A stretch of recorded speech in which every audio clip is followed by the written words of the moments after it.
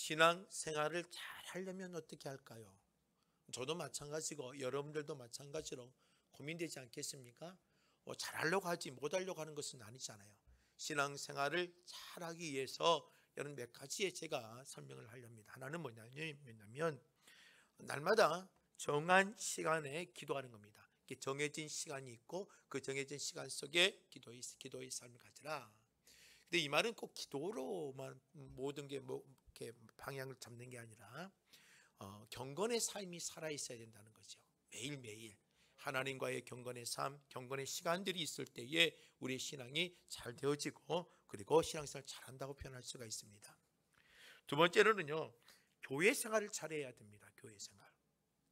교회는 하나님의 집이라고 표현을 하지 않아요. 그리고 또 교회 생활을 잘한다 이 말은요, 뭐가 어떤 표현이냐면 가정생활을 잘한다는 말도 있습니다. 가정생활.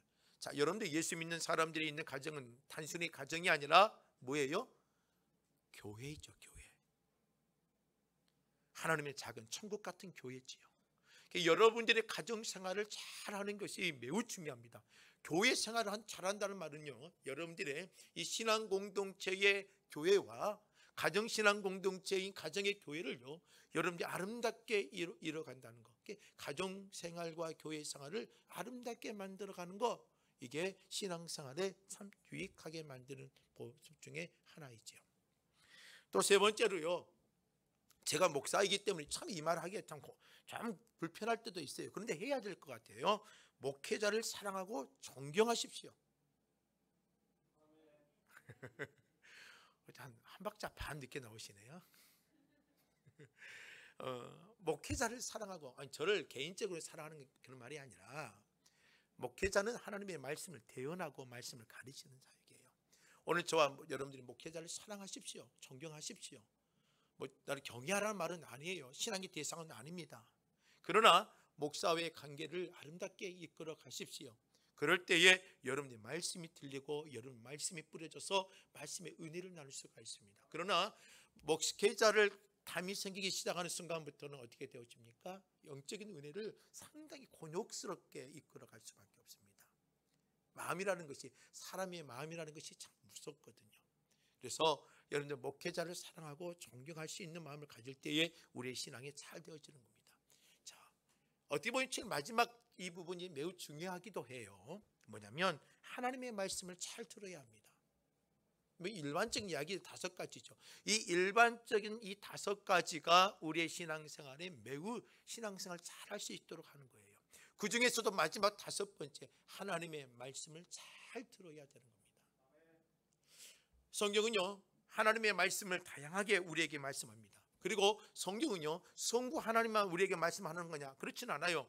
성경을 보면 성부 하나님, 그 다음에 성령 하나님, 그 다음에 성자 하나님, 삼위일체 하나님이 성경을 통해 하나님의 말씀 역사를 통해 보면 삼위일체 하나님이 하나님의 백성들에게 주의 말씀을 선포하고 가르치며 깨닫게 하는 것들이 수없이 많이 기록되어 있습니다.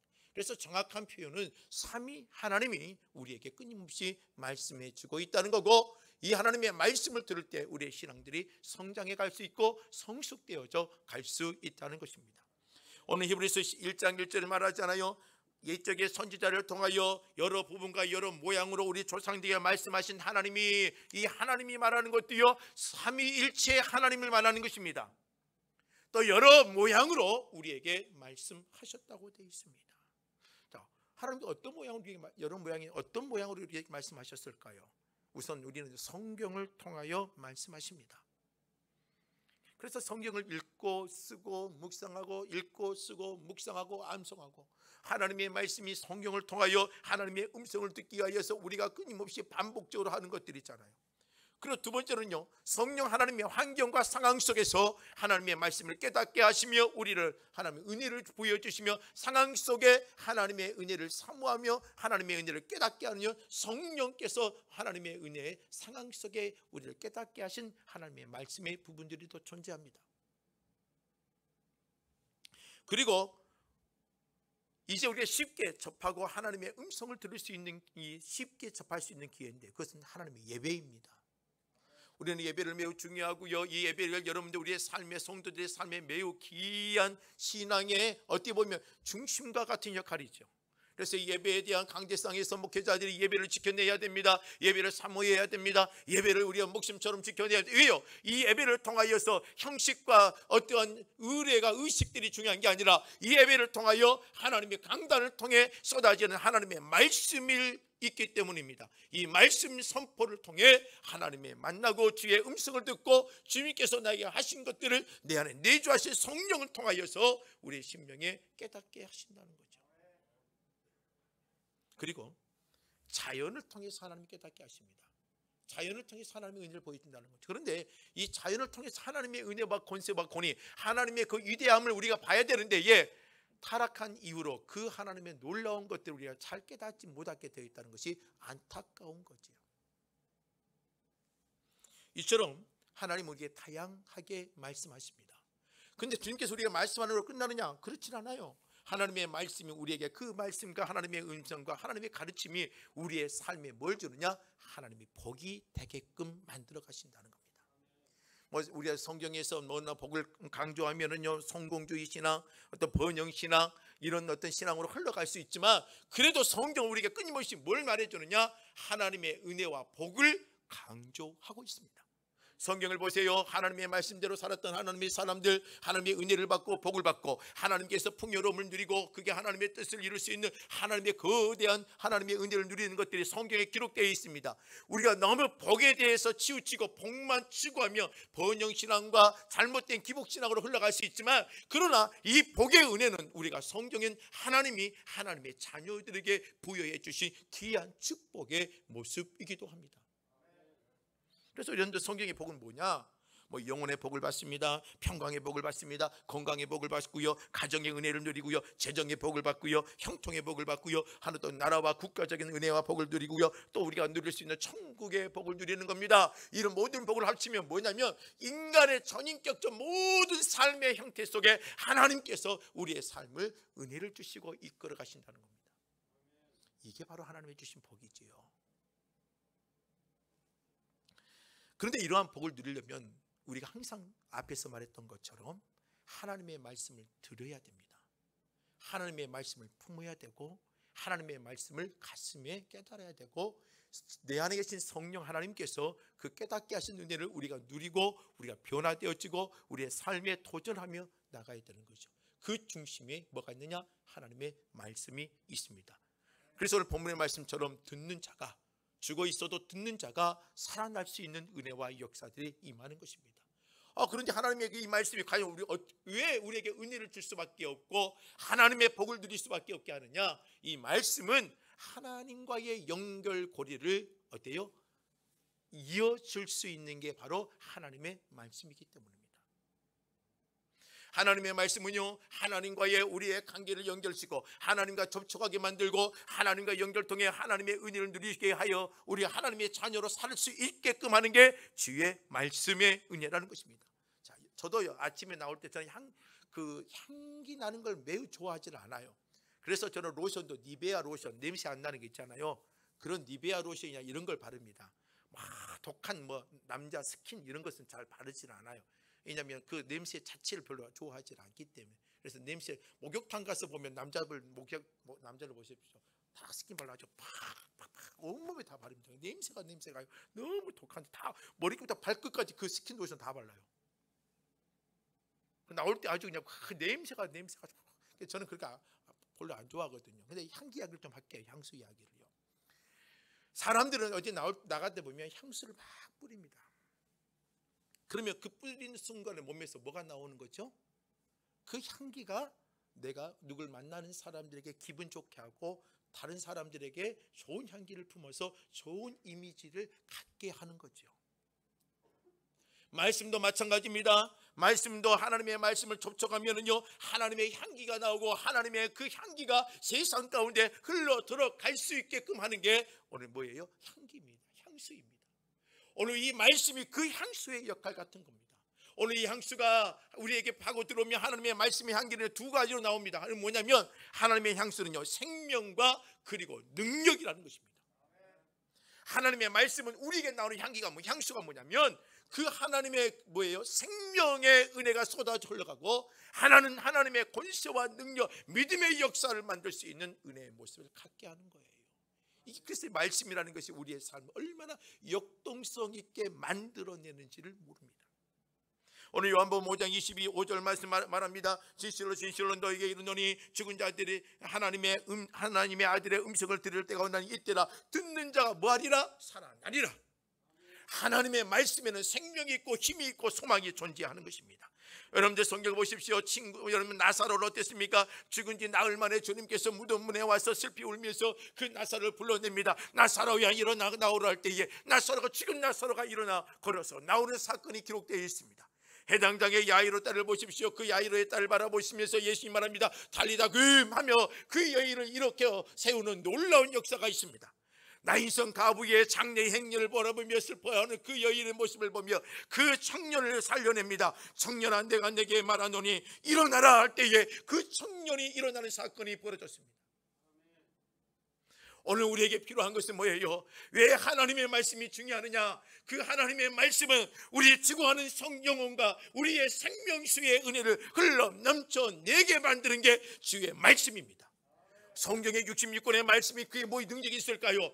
이게 뭐 문자인데 한자로 기록되어 있는 이 말씀이 과연 우리가 뭐 능력이 있을까요? 단순히 도덕적이고 철학적이고 우리의 마음에 위로가 되고 소망을 주는 게 아닙니까? 아니에요. 성경은 생명입니다. 여러분들 이 생명의 은혜를 가지고 있어야 돼요. 왜 예배가, 왜 말씀이 왜 중요한지 여러분들 아셔야 돼요. 내 배에서 생수의 근원이 흘러 넘칠 수 있게끔 하는 것이 뭐냐? 바로 하나님의 말씀이라는 것입니다. 요한복음 10장 28절 말씀을 보면 내가 그들에게 영생을 주노니 영원히 멸망하지 아니할 것이요 또 그들을 내 손에서 빼앗을 자가 없다고 말합니다. 예수님이 말합니다. 내가 내게 줄 것은요 영원한 생명입니다. 그 손에서 빼앗을 자가 없고 너를 지키는 것입니다. 이게 주님의 은혜입니다. 이 은혜를 깨닫게 하는 것이 뭐냐면 말씀을 통하여 하나님과의 연결고리를 함으로 통해서 우리는 어때요? 주님을 만나고 주의 뜻 안에서 거하며 사는 것입니다.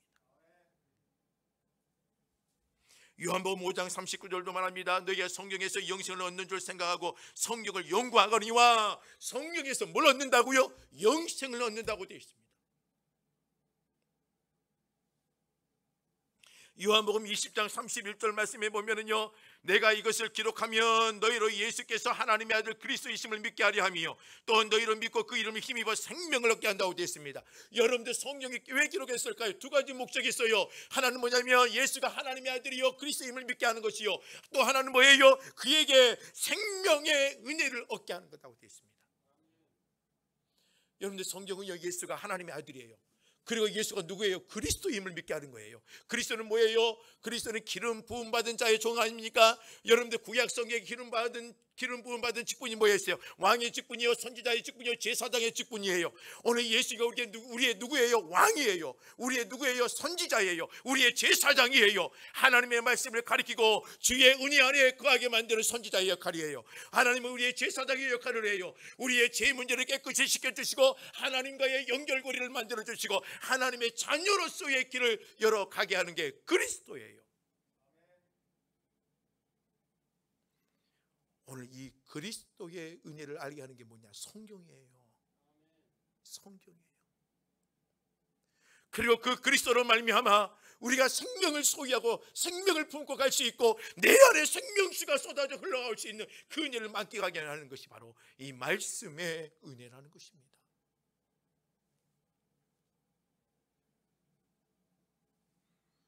저는 오늘 우리의 1년을 달려왔고 움직여 왔어요. 어떻게 보면 많은 것들을 놓치고 그리스도인들이 지켜야 될 모습들도 우리는 자유스럽게 못하고 달려왔어요. 그러나 한 가지 분명한 것은 그래도 주의 말씀을 살아 우리의 심령을 움직여갑니다. 이 말씀을 놓치지 마시길 바랍니다. 이 말씀은 하나님과의 접촉을 통해 예수를 알게 하고 하나님과의 접촉을 통해 하나님의 생명을 이야기하고 하나님과의 접촉을 통해 하나님의 자녀된 우리의 축복을 누릴 수 있게끔 만드는 게 바로 이 하나님의 말씀의 은혜라는 것입니다. 또 하나님의 말씀은요 우리의 삶의 기준점이 되어집니다. 여러분, 하나님의 삶의 기준점이 되어진다는 게 얼마나 중요합니까? 이 세상은요, 기준점이 존재를 하지 않습니다. 다양한 기준점이 존재해서 상황에 따라서, 상황 환경에 따라서 기준점이 달라서 우리가 인생을 살아가는데 정신없이 살아갈 수밖에 없습니다. 이곳에서 이게 기준점이고 이 상황에서 이게 이 기준점이 되어져 버립니다. 그러나 지금까지 우리가 변하지 않는 기준점이 하나 있는데 성경의 가르침입니다. 어떤 사람이요, 백화점에 자기의 고기를 납품하는 사람이었습니다. 그런데 그 납품하고 했는데 그 납품을 받아주는 사람이 내가 당신을 계속해서 계약할 테니까 나에게 매년 돈을 좀 달라 요구를 한 겁니다. 그러면 어때요? 장사하는 사람 입장에서 감사하지요. 돈 얼마를 주고 계속해서 납품하면 어때 이익이 됐잖아요. 근데 자기는 나는 그렇지 않겠습니다. 그냥 좋은 고기로 더 싸게 공급하겠습니다. 제발 저를 해년마다 나라고 계약을 해주세요. 그랬습니다. 그리고 나서 며칠 되지 않아서 날라옵니다. 공문이. 당신과 이제 계약이 끝났습니다. 그리고 나서 그 사람이, 그 백화점에 있는 그 사람이 주위에 있는 사람들에게 소문을 냅니다. 이 집 고기는 너무 안 좋은 고기입니다. 그래서 이 고기를 납품하는 사람의 사업들이 기울기 시작했습니다. 얼마나 속상하겠어요. 얼마나 힘들겠어요.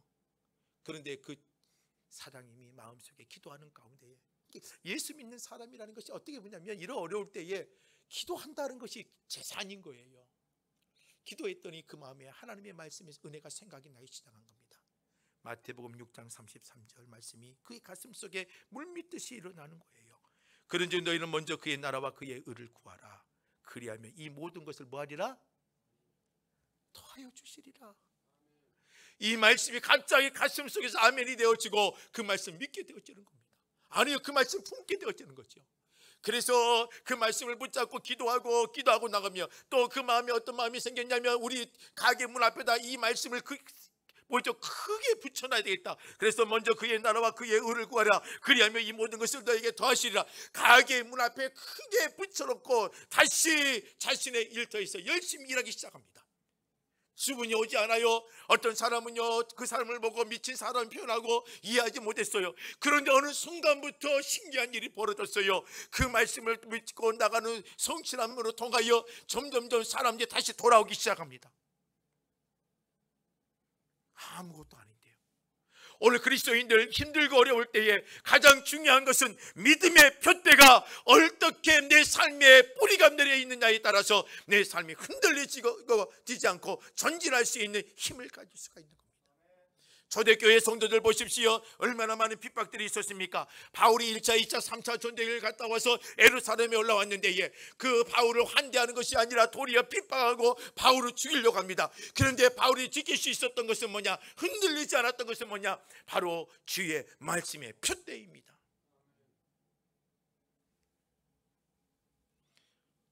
디모데후서 3장 16절 가서 보면 성경에 대해서 이렇게 설명을 하죠. 모든 성경은 뭐로 되었다고요? 하나님의 감동으로 되었다고 되어 있습니다. 그리고 그 감동으로 된 것이 교훈과 책망과 바르게 함과 의로 교육하기에 라고 되어 있습니다.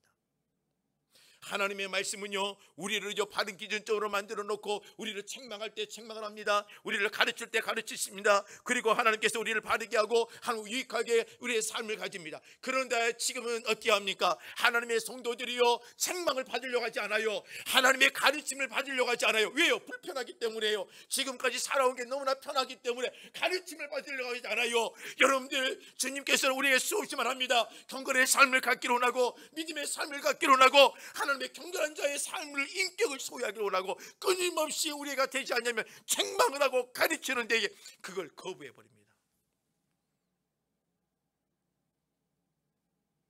다 쓰러져 버리죠.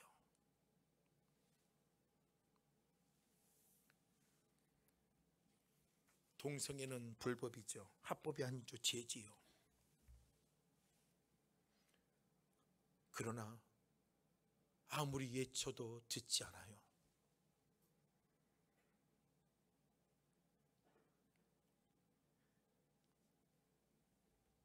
죄를 죄라고 말해도 듣지를 않아요. 잘못을 잘못이라 말해도 듣지를 않아요. 이미 세상은 기준점 자체가 존재하지 않아요. 상황에 따라 죄가 의가 되어지고 죄가 되지 않는 상황이 지금 우리가 현재를 사는 거예요. 오늘 이 교회가, 우리 성도들이 왜 말씀의 은혜 가운데 거해야 되느냐? 삶의 영적인 기준점이 우리를 통하여 다시 시작될 수 있는 거점이 될 수 있기 때문이에요. 이 교회가 무너지면 안 됩니다. 여러분들 교회 공동체가 무너져 버리면 이 세상 가운데 빛과 소금의 짠맛을 내는 자들이 사라져 버리는 것입니다. 하나님의 말씀은 진리지요. 선과 악에 대해서 분명한 기준점을 제시해 주는 하나님의 말씀입니다. 그럼 이 하나님의 기준점을 가지려면 뭘 해야 되느냐? 여러분들 가슴속에 있는 기준점, 여러분들 잘못된 기준점을 버려야 돼요. 자, 어떤 사람이 회의를 했습니다. 어떤 회의를 했느냐? 이 회의를 했습니다. 내가 1분의 시간을 줄 테니까 여러분들 눈을 감고 있다가 이게 1분 60초가 됐습니다고 하면 손을 드세요 라고 그랬어요. 그리고 넣어서 여러 사람을 앉혀놓고 스탑워치를 가지고 이제 초를 재기 시작합니다. 그리고 나서 자기가 이게 지금 60초가 됐습니다 하면 손을 들라는 거죠. 여러분, 과연 이 60초를 정확히 맞춘 사람이 몇 명이나 있을까요? 한 명도 없었습니다. 어떤 사람은 30초 만에 손을 드는 사람, 어떤 사람은 1분이 지나서 손을 드는 사람, 자기들의 나름대로의 초를 치는 방법들이 있고 느끼는 방법들이 있지만 그게 정확한 기준이 되는 것은 아니었던 거죠. 오늘 여러분들 하나님의 말씀을 가슴에 품기를 원합니까? 그렇다면 여러분들이 가지고 있는 잘못된 기준점들을 좀 버리십시오. 가정에 대한 기준점, 세상에 대한 기준점, 이것들이 잘못되어 있다면 버리세요. 그리고 그 자리에 뭘 심어 놓느냐? 하나님의 말씀의 강함을 심어 놓으시길 주의 이름으로 부탁드립니다. 그래야 하나님의 말씀의 은혜로 살아갈 수가 있는 것입니다. 왜 교회가 싸움이 생길까요? 왜 성도들 간에 분쟁이 생길까요? 여러분들 일터에 왜 분쟁이 생길까요? 가정 안에서 부부끼리 왜 싸움이 생길까요? 자기들만의 기준점이 존재하기 때문입니다.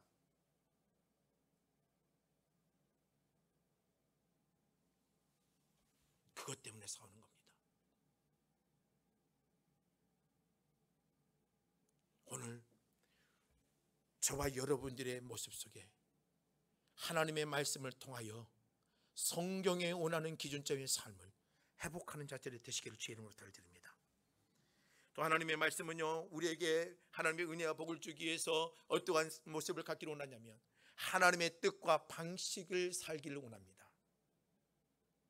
하나님의 자녀로서의 삶의 방식을 살기를 원합니다. 예배를 드렸다고 해서 되는 게 아니에요.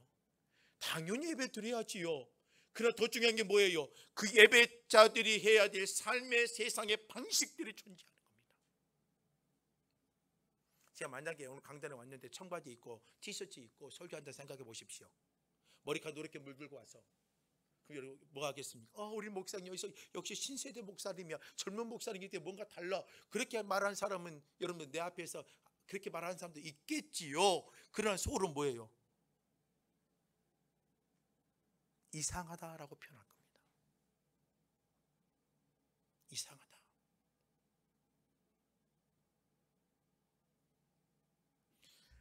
오늘 우리에게 필요한 것은 뭐냐면 하나님이 봤을 때 너도 좀 이상하구나, 네 삶이 좀 이상하구나, 이런 모습이 아니라 하나님의 방법과 방식의 모습들이 오늘 저와 여러분들에 나타나야 됩니다.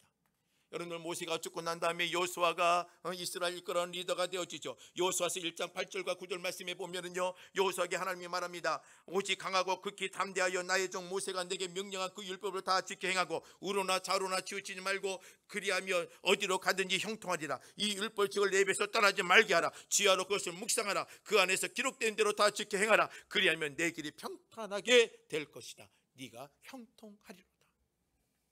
중요한 것은 형통한다는 거예요. 잘 되겠다는 거예요. 네 하면 내가 지켜주겠다는 거예요. 그런데 그 앞에 뭘 말해요? 모세가 행했던, 지켰던 그 율법을 너도 동일하게 그 율법을 지키고 행하고 기억한다면 이 은혜를 주겠다는 겁니다. 모세와 같이 되는 것이 아니라 모세가 지켰던 그 율법을 네가 똑같이 그 율법을 지켜 행하면 여러분 행복한 교회는요, 이 예배당은 그대로 계속 존재할 겁니다. 30년이 지나고 40년이 지나고 이 공동체는 쓰러지지 않고 지켜낼 겁니다. 그러나 그 안에 있는 공동체 멤버들은요, 어떤 사람은 사라지고 이 하나님의 나라를 갈 것이고 없어질 것입니다. 사람들이 바뀌겠지요. 사람이 바뀌어도 변하지 않는 것은 뭡니까? 하나님의 법칙이요, 하나님의 원리입니다. 이 교회가 지탱할 수 있는 것, 하나님의 원리와 방식이 살아있어야 된다는 겁니다. 사람 중심의 공동체를 만들지 마십시다. 여러분, 왜 하나님의 말씀을 드려야 되느냐면 사람의 갖고 있는 관념을 심겨내기 위함이 아닙니다.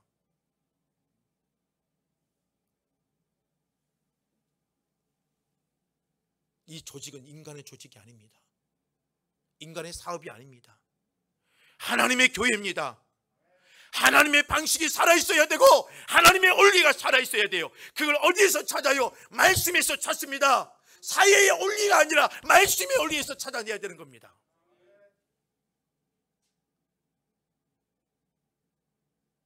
그래서 성경을 가까이 해야 되는 겁니다.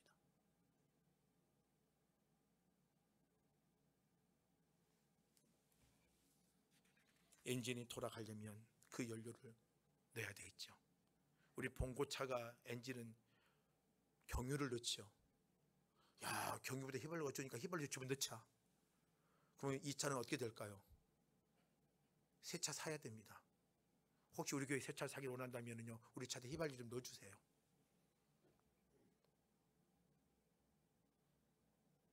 봉고는 봉고가 먹여야 될 양식이 있는 겁니다. 오늘 저와 여러분들은 이 교회가 가져야 될 품은 뜻은 하나님의 양식입니다. 하나님의 원리입니다. 여러분들 가정이, 여러분들의 일터가, 여러분들의 세상을 살아가는 삶의 방식이 하나님의 원리로 가셔야 되는 것입니다. 저는요, 우리 목사님이나 신학생 후배들에게 말합니다. 큐티 해야 되겠지요. 그러나 큐티를 저는 강조하지 않습니다. 신학생들에게는 하나님의 말씀을 연구하십시오라고 하죠. 성도들에게 바쁜 와중에 하나님의 말씀의 은혜를 누릴 수 있도록 생명의 삶이든 매일 성경이든지 이런 큐티 책이 도움이 되긴 되어집니다. 그러나 목회자들은 큐티보다 더 말씀을 깊이 있게 파고 들어갈 수 있는 말씀 연구가 필요합니다. 그래서 신학생들 손에서는 큐티보다는 말씀을 매일매일 연구할 수 있는 시간이 가져야 됩니다라고 저는 권면을 해줍니다. 오늘 우리가 들어서 하나님의 방식을 배우는 게 아니라 하나님의 말씀을 보고 성령께서 내 안에 내주시면 깨닫게 하신 하나님의 방식을 부여잡는 게 힘입니다. 이걸 여러분들이 터득하셔야 되는 겁니다. 우리는 너무 쉽게 배웁니다. 쉽게 습득하려고 합니다. 쉽게 가져가려고 합니다. 땀을 흘리려고 하지 않습니다. 말씀도 땀을 흘려서 가슴에 품어내야 됩니다. 답을 너무나 쉽게 가져가려고 그래요.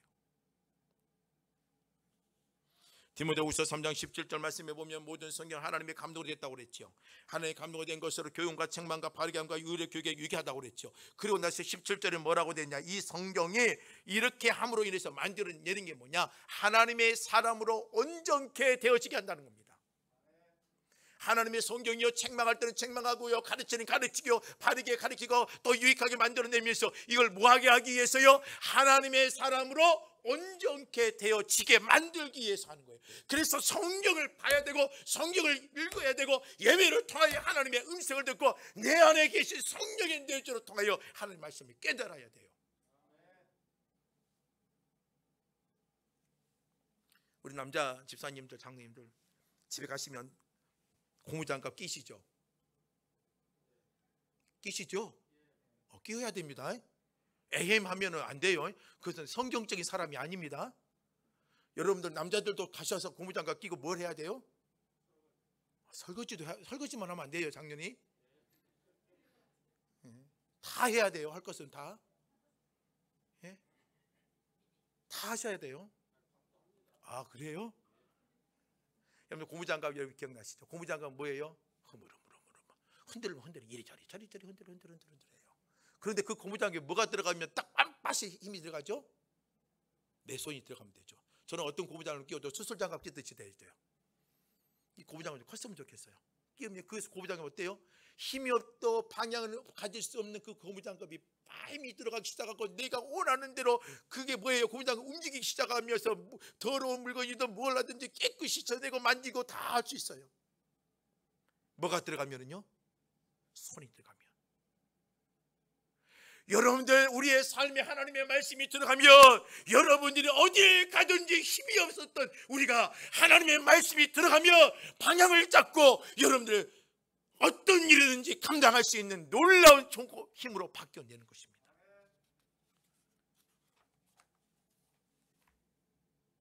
하나님의 방식이 내 안에 하나님의 방식이 살아있고 하나님의 방식대로 움직이잖아요.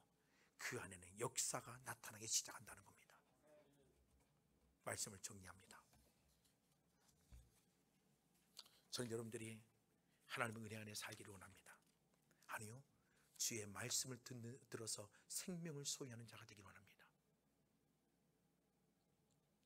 저는 이 코로나19를 2년 동안 겪으면서 많은 것을 고민하게 되어지고 많은 것들을 가슴에 왜 이걸 어떻게 극복해야 될까? 실질적으로 재정도 숫자도 떨어졌습니다. 우리 교회뿐만 아니라 모든 교회가 그랬습니다. 작년의 숫자는 20%, 다음 세대의 숫자는 50%에서 60%까지 다 떨어졌습니다. 어떻게 보면 바닥을 쳤다고 봐야지요. 한국교회가. 이제 우리가 뭘 드려야 되느냐? 사람을 살리는 소리를 들려줘야 되고 하나님의 사람을 살리는 생명의 소리를 듣고 성도를 다시 이 배에서 생수의 강물처럼 흘러나는 하나님의 놀라운 말씀의 기쁨들을 가지고 살아야 될 때가 아닐까 생각되어집니다. 이제 저와 여러분들이 매우 중요합니다. 가슴에 하나님의 말씀을 품으십시다. 그리고 다시 하나님과의 영적인 접촉들이 이루어지게 만드십시다. 그리고 삶의 바른 기준점을 가지고 흔들리지 않고 나가는 자가 되십시다. 그리고 하나님의 방식을 회복하십시다. 하나님의 방법, 방식. 그래서 이 땅을 다시 한번 흔들어 놓으십시다. 이 땅에 어두워져가는 이 세상을 다시 세울 수 있는, 오늘 여러분들의 가정을 세우고 교회를 세우고 여러분들의 일터와 사람들을 세우고 희망을 줄 수 있는 그러한 주의 백성들의 삶의 모습들을 가지기를 주의 이름으로 부탁을 드립니다. 오늘 이 말씀을 생각하며 함께 찬양을 하기를 원합니다. 오소서 진리의 성령님, 이 땅 흔들며 임하여 주옵소서. 거짓과 탐욕, 죄악에 무너진 우리의 가슴을 다시 한번 일으켜 주시고 정케 하여 주옵소서. 우리 가사를 생각하며 함께 찬양하기를 원합니다. 오소서 진리의 성령님, 이 땅은 들며 임하소서.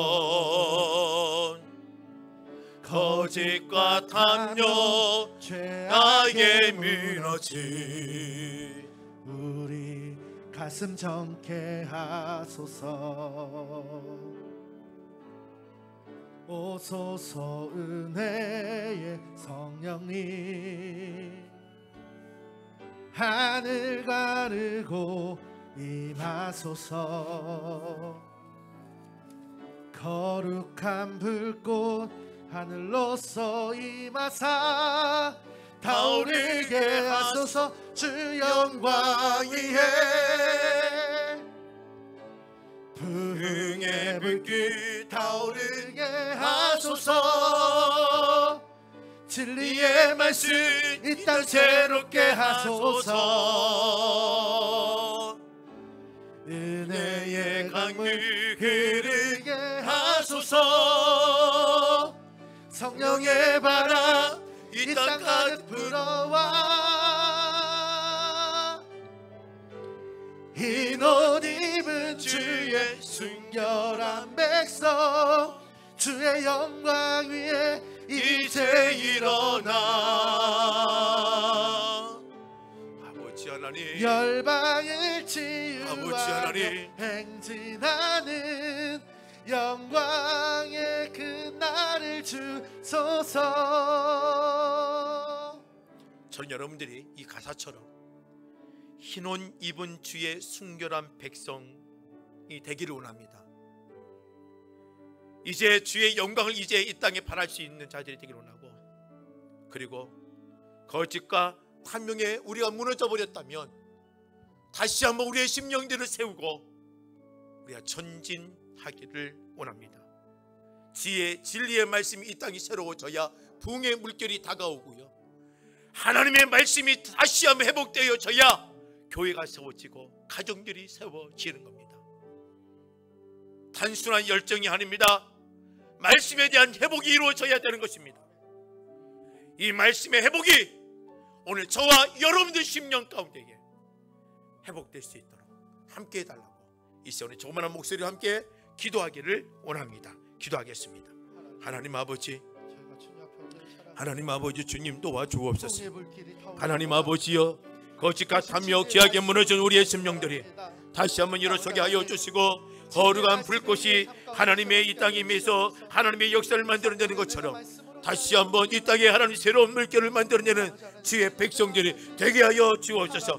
흰옷 입은 순결한 백성들이 되어줘서 하나님이여 주의 영광을 바라게 하여 주시고 이 땅을 흔들 수 있도록 주께서 인도해 주시고 이끌어 주시옵소서. 다시 한번 하나님 교회가 일어서기를 원하고 성도가 일어서기를 원하고 부흥의 불결이 다시 일어나기를 원하며 하나님의 말씀의 회복들이 일어날 수 있도록 주님께서 인도해 주시고 이끌어 주시옵소서.